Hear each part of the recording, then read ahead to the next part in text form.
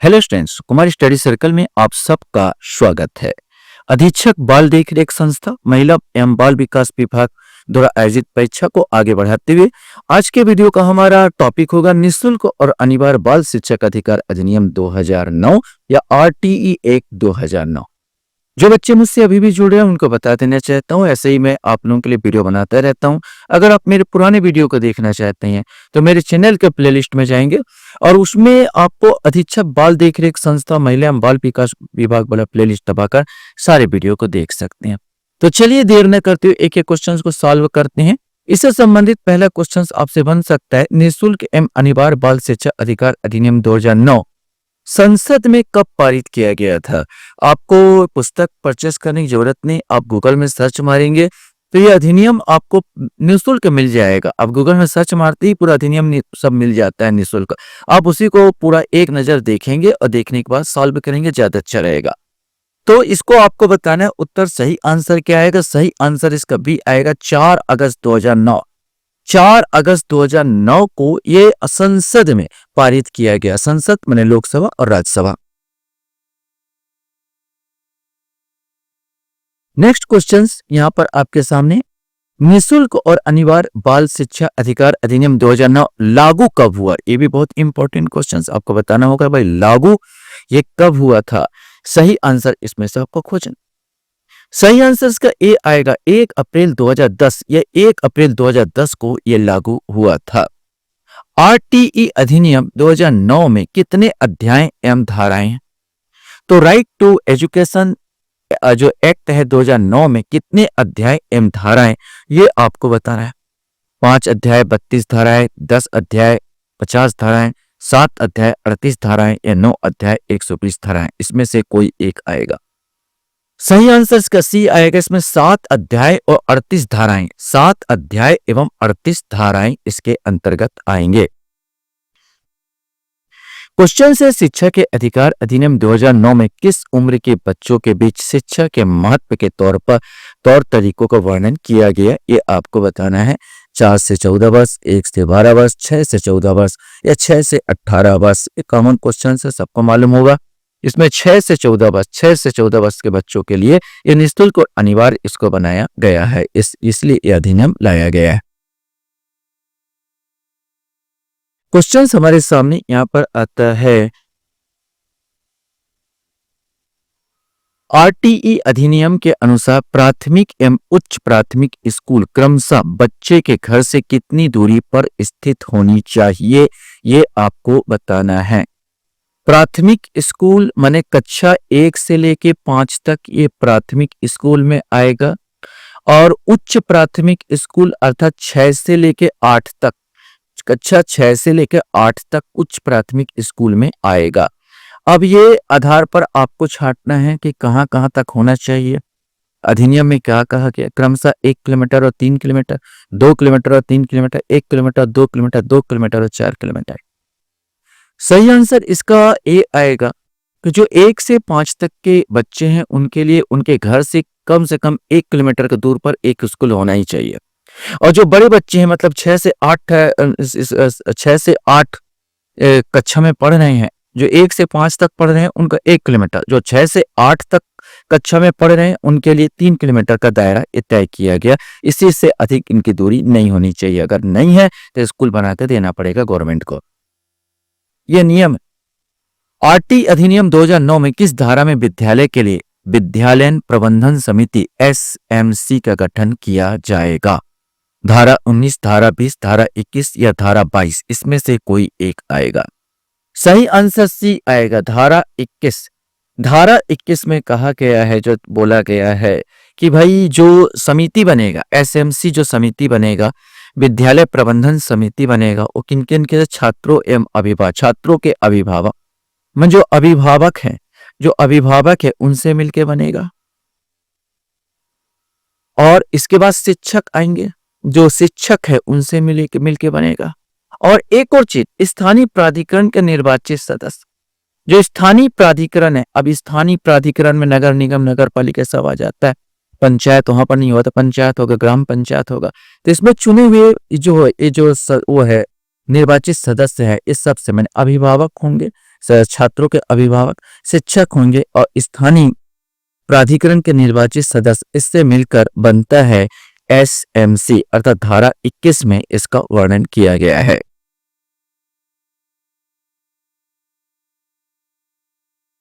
Question हमारे सामने आता है, आरटीई अधिनियम 2009 के अनुसार छात्र शिक्षक अनुपात क्या रखा गया है, ये आपको बताना है। 30:1, 20:1, 15:2 या 40:3, इसमें से कोई एक आएगा। सही आंसर 30 छात्रों पर एक शिक्षक होना ही चाहिए। आरटीई अधिनियम 2009 के अनुसार छात्र शिक्षक का अनुपात 30:1 रखा गया है। यद्यपि और बहुत सारे नियम कानून है, अगर बच्चे ज्यादा हो तो उसके लिए भी बनाया गया कि अगर ज्यादा हो तो 60 में 2 टीचर होगा, 60 से अधिक होगा तो 3 टीचर होंगे, 30 है तो 1 टीचर होंगे, और ज्यादा होंगे तो कैसे होंगे, इसकी व्यवस्था पूरा बताया गया है। आरटीई अधिनियम 2009 के अनुसार कक्षा 1 से 5 तक कुल 62 छात्रों पर कितने शिक्षक उपलब्ध कराए जाएंगे? 1, 2, 3, 4, इसमें से आपको बताना है। सही आंसर इसका सी आएगा, 3 टीचर होंगे, क्योंकि हमको मालूम है 30 अगर स्टूडेंट है तो 1 टीचर होंगे। अगर मान लीजिए 60 स्टूडेंट होगा तो 60 स्टूडेंट के पीछे 2 टीचर कहता है कि 2 टीचर आपको लेना पड़ेगा।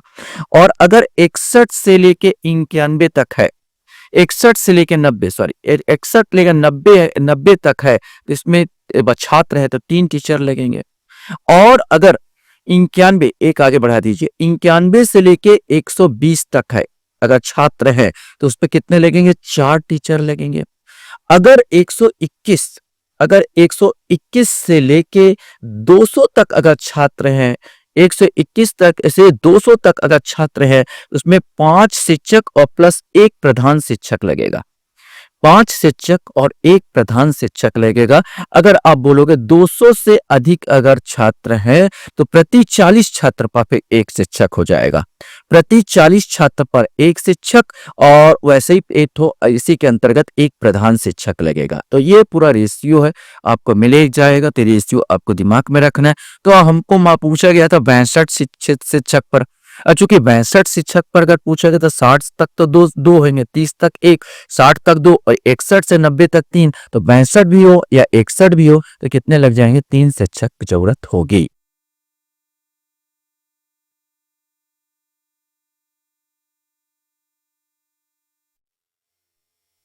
क्वेश्चन है, शिक्षा के अधिकार अधिनियम 2009 में दी गई समावेशी शिक्षा की अवधारणा किस पर आधारित है?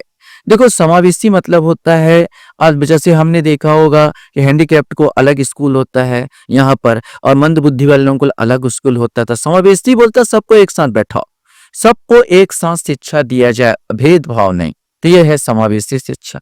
तो पहली बात ये समझ लीजिए। अब ये किस पर आधारित है, ये क्वेश्चन है।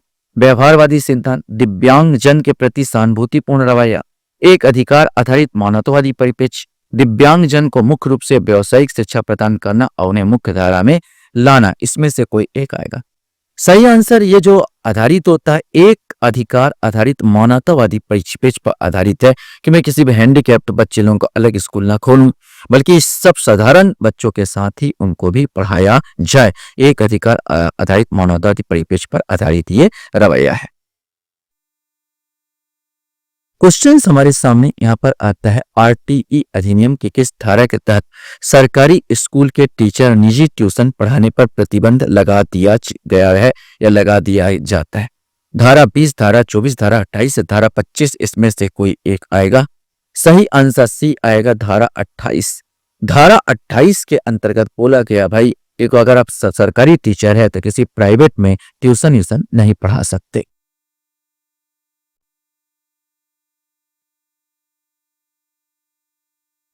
क्वेश्चन से, शिक्षा के अधिकार अधिनियम बच्चों के किस आयु वर्ग के लिए एक मौलिक अधिकार है? तो ये मौलिक अधिकार आपको देता है 5 से 15, 6 से 12, 6 से 14 और 6 से 18। ये तो आपको अच्छी तरह से मालूम है, जो मौलिक अधिकार 6 से 14 वर्ष, 6 से 14 वर्ष के बच्चों का ये मौलिक अधिकार है।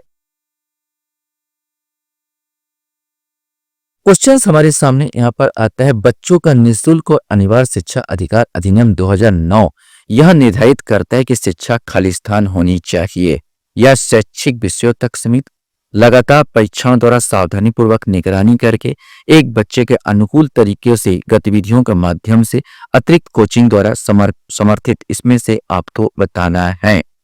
सही आंसर इसका जो आएगा सी आएगा। एक बच्चे के अनुकूल तरीकों से गतिविधियों पर आधारित ये शिक्षा होनी चाहिए। शिक्षा के अधिकार पर पहला आधिकारिक दस्तावेज किस समिति के रिपोर्ट पर आधारित थी? केलकर समिति, राममूर्ति समिति, सुंदरराजन समिति या तपस मजुमदार समिति? इसमें से कोई एक आएगा। सही आंसर भी आएगा, ये राममूर्ति समिति पर आधारित थी।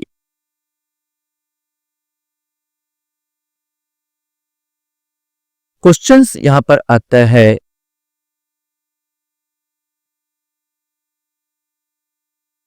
शिक्षा के अधिकार से संबंधित 86वां संविधान संशोधन कब आया? ये आपको बताना है। सन 2000 में, 2001 में, 2002 में या 2003 में? सही आंसर सी आएगा, ये 2002 में आया था। भारतीय संविधान के किस अनुच्छेद में शिक्षा के मौलिक अधिकार को वर्णन किया गया? ये बिल्कुल कॉमन क्वेश्चन है, आप लोग बहुत अच्छी तरह से जानते होंगे। इसको अनुच्छेद 21A, अनुच्छेद 21A के तहत इसका वर्णन किया गया है। क्वेश्चन है, भारतीय संविधान में शिक्षा किस सूची का विषय है? ये आप बताना होगा। संघ सूची, राज्य सूची, समवर्ती सूची, इनमें से कोई नहीं।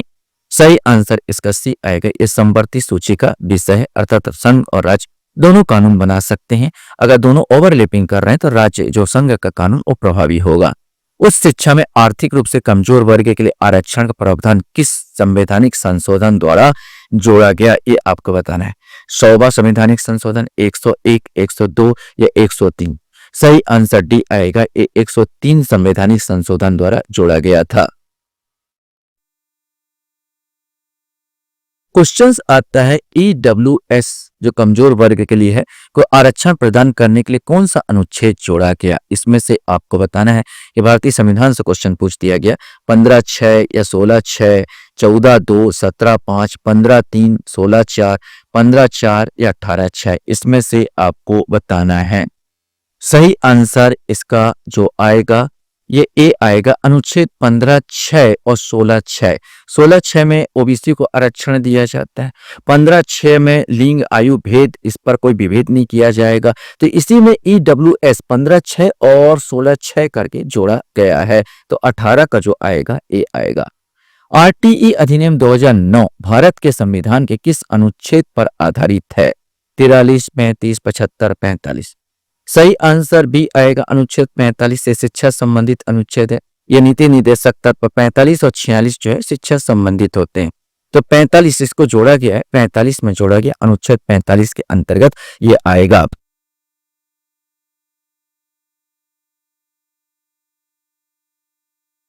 क्वेश्चन से, अधिनियम के अनुसार निजी और निर्दिष्ट श्रेणी के स्कूल कमजोर वर्ग और वंचित समूह के खालिस्तान बच्चों को कक्षा में प्रवेश देंगे? ये आपको बताना होगा कि भाई कमजोर वर्ग है और पैसे नहीं है तो उनको निजी स्कूल पर बाध्यता थोपा गया कि भाई कितना % आपको फ्री में पढ़ाना होगा, 20%, 25%, 30% या 40%?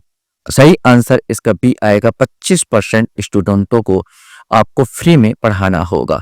जरूर बोल दिया गया 25% स्कूलों को, बोला गया निजी स्कूलों को 25% आपको फ्री में पढ़ाना होगा। तो क्या आपको लगता है कि जैन इंटरनेट, हमारे बिलासपुर में जो Jain international college Saint Francis है, सेंट जोसेफ है, क्या इन लोग पढ़ा रहे हैं?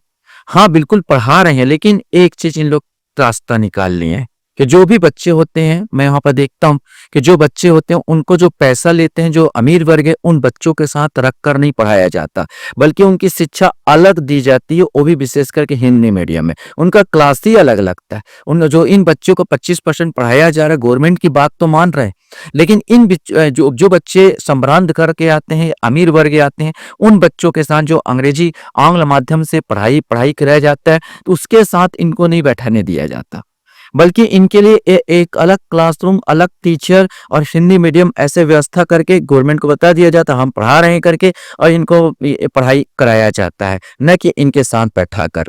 तो देखा जाए तो अधिनियम को तो खुल्लम खुल्ला उल्लंघन ही, यहाँ पर मैं बोलूंगा उल्लंघन हो रहा है, यह होता है। क्वेश्चन हमारे सामने, शिक्षा का अधिकार अधिनियम 2009 के अनुसार विद्यालय प्रबंधन समिति में वास्तविक अभिभावकों का प्रतिशत कम से कम होगा। ये आपको बताना है कि जो प्रबंधन समिति में अभिभावक कितने परसेंट होने चाहिए, 50, 75, 85 या 100%, इसमें से कोई एक आएगा। सही आंसर जो समिति बनता है वो 75%, कम से कम 75% तो भाई अभिभावक होने ही चाहिए। फिर शिक्षक है, फिर वहाँ के जो जो नियोक्ता है, पंच सरपंच होंगे, पंच होंगे, सरपंच होंगे या नगर पालिका से संबंधित होंगे, जो स्थानीय जो चुने जाते हैं उनको सम्मिलित किया जाएगा। राइट टू एजुकेशन एक्ट 2009 में पहली बार संशोधन कब किया गया? 2010, 2011, 2012 या अभी तक नहीं किया गया? सही आंसर इसका सी आएगा, 2012 में किया गया। 2012 में जो निजी स्कूलों को बाध्यता जोड़ दी गई, 25% जो गरीब बच्चे उनको पढ़ाया जाएगा निःशुल्क, यही जोड़ने के लिए इसको किया गया। 2012 में इसी चीज को जोड़ा गया था कि निजी स्कूलों को भी इसमें दायरे में लाया गया। इसमें 25% आपको निःशुल्क आपको पढ़ाना पड़ेगा।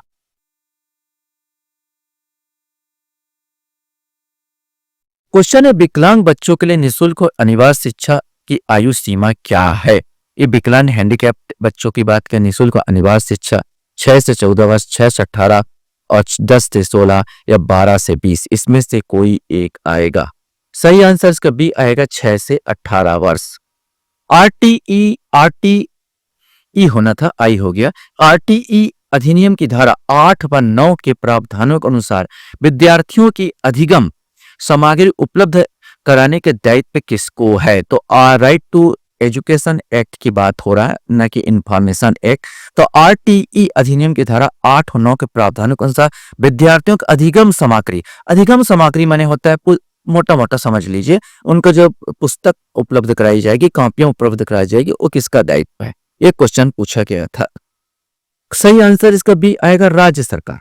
ये दायित्व है राज्य सरकार का ये दायित्व होता है। आपने देखा है कि 10वीं तक तो बच्चे उनको निःशुल्क ही, अगर जो राज्य सरकार के दायरे में पढ़ते हैं उनको निःशुल्क इसमें किया जाता है, मतलब पुस्तक दिया जाता है। हाँ, अगर आप सीबीएसई कोर्स में है तो आपको परचेस करना पड़ेगा। सीबीएसई कोर्स वाले जिनके घर में बच्चे पढ़ रहे होंगे या जिनके भाई बहन पढ़ रहे होंगे, तो आपने पढ़ा होगा तो आपको तो परचेस किया करना पड़ा होगा। लेकिन अगर आप राज्य वाले में पढ़ रहे होंगे, राज्य उसमें पढ़ रहे हैं, तो आपको 10वीं तक मुफ्त में आपको सामग्री उपलब्ध हुई होगी। ये सब दायित्व होता है किसका? राज्य सरकार का।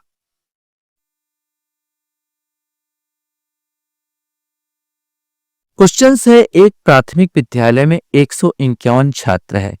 आरटीई आई हो गया, आरटीई अधिनियम राइट टू एजुकेशन अधिनियम एक्ट 2009 के अनुसार विद्यालय में रखे जाने वाले शिक्षकों की संख्या क्या होनी चाहिए? अब यहाँ पर संख्या कितना दे दिया? 151 दे दिया। अब आपको सोचना है वहां पर, मतलब एक आंकड़ा आपको याद होना चाहिए। 5 प्राथमिक शिक्षक, 1 विज्ञान शिक्षक, 4 प्राथमिक शिक्षक, 1 भाषा शिक्षक, 4 प्राथमिक शिक्षक, 1 प्रधान शिक्षक, 5 प्राथमिक शिक्षक, 1 प्रधान शिक्षक। इसमें से आपको बताना है। सही आंसर डी आएगा, 5 प्राथमिक शिक्षक और 1 प्रधान शिक्षक। फिर से बता दो, 30 पर है 1 टीचर रहेगा, 60 पर बोला गया है 2 टीचर रहेगा, मैंने 31 से ज्यादा 60, 31 से जहां ज्यादा वो 60 पर 2 टीचर होगा। 61 से 90 है, 61 से 90 तक होगा तो ये 3 टीचर आ जाएगा, जबकि 151 बोला है। और 91 से 120, 91 से अगर 120 तक अगर छात्र हैं तो इसमें 4 आपको शिक्षक देना पड़ेगा। अगर 121 से 200 तक अगर छात्र हैं तो इसके लिए आपको देना पड़ेगा 5 शिक्षक और प्लस 1 प्रधान शिक्षक। 5 शिक्षक और 1 प्रधान शिक्षक। चूंकि ये दायरा बोला है 191, मतलब ये वाला दायरे में आ रहा है, तो 5 शिक्षक प्लस 1 प्रधान शिक्षक आपको इसको देना पड़ेगा। और 200 से ज्यादा है तो 40 स्टूडेंट पर 1 शिक्षक हो जाता है। और इसमें क्या होगा कि 40 छात्र पर 1 शिक्षक हो जाएगा, और इस प्रकार हो जाएगा कि प्रधान शिक्षक और प्लस 1 प्रधान शिक्षक भी आपको देना पड़ेगा। तो ये पूरा आंकड़ा है, इसको आप देख सकते हैं। शिक्षक अधिकार अधिनियम 2009 के अंतर्गत एक बच्चे को निम्नलिखित में से किस स्कूल में प्रवेश पाने का मौलिक अधिकार है? किसी भी सरकारी स्कूल में, निजी स्कूल में, गैर सहायता प्राप्त अल्पसंख्यक स्कूल में, सभी स्कूलों में। इसमें से आपको बताना है किसमें आपको प्राप्त होगा।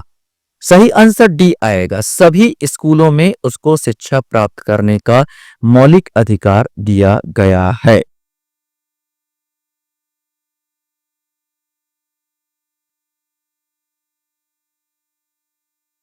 क्वेश्चन हमारे सामने आता है, बच्चों को निःशुल्क एवं अनिवार्य शिक्षा अधिनियम 2009 यह निर्धारित करता है कि शिक्षा खालिस्तान होनी चाहिए। एक शैक्षिक विषय तक सीमित, लगातार परीक्षणों द्वारा सावधानी पूर्वक निगरानी करके, एक बच्चे के अनुकूल तरीकों से गतिविधियों के माध्यम से, अतिरिक्त कोचिंग द्वारा समर्थित। इसमें से कोई एक आएगा। सही आंसर सी आएगा, एक बच्चे के अनुकूल तरीकों से गतिविधियों के माध्यम से। आरटीई एक्ट में कक्षा 1 से 5 तक के बारे में सुमेलित है। ये शिक्षक का अनुपात 1:30, ये तो 1:30, प्रतिवर्ष कार्य दिवस न्यूनतम 200 और प्रतिवर्ष शिक्षण घंटे न्यूनतम 800, उपयुक्त सभी सम्मिलित है। तो पहले वाले तो बिल्कुल सही है कि भाई एक शिक्षक होगा 30 छात्रों पर, शिक्षक और छात्र अनुपात बोला है तो शिक्षक 1 और छात्र है 30, बिल्कुल सही है। अब ये भी आपको याद, प्रतिवर्ष कार्य दिवस कितना होना चाहिए, न्यूनतम 200, तो ये भी बिल्कुल सही है। प्रतिवर्ष शिक्षण घंटे कितना, न्यूनतम 800, ये भी सही है। प्रतिवर्ष शिक्षण घंटे न्यूनतम 800 एक साल में, प्रतिवर्ष कार्य दिवस न्यूनतम 200 और शिक्षक छात्र अनुपात 1:30। तो उपयुक्त सभी मतलब डी वाला आंसर इसका आएगा। 27 का जो आंसर आएगा डी आएगा, उपयुक्त सभी सुमेलित है।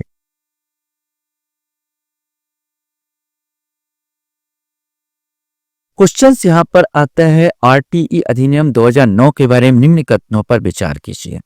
आरटीई अधिनियम 6 से 14 वर्ष तक के आयु वर्ग के बच्चों के लिए है। तो सोचेंगे तो बिल्कुल है। प्राथमिक शिक्षा कक्षा 1 से 5 बच्चों के घर के नजदीक ही 1 किलोमीटर परिधि की दूरी में उपलब्ध करवाई जाएगी, ये भी हम जानते हैं, बिल्कुल सही है। उच्च प्राथमिक शिक्षा कक्षा 6 से 8 बच्चों के घर के नजदीक ही 3 किलोमीटर परिधि की दूरी पर उपलब्ध करवाई जाएगा, अभी क्वेश्चन बताया था, ये भी बिल्कुल सही है। अनामांकित छात्रों को विद्यालय में प्रवेश आयु के आधार पर नहीं बल्कि पिछली कक्षा में उत्तीर्ण के आधार पर किया जाएगा।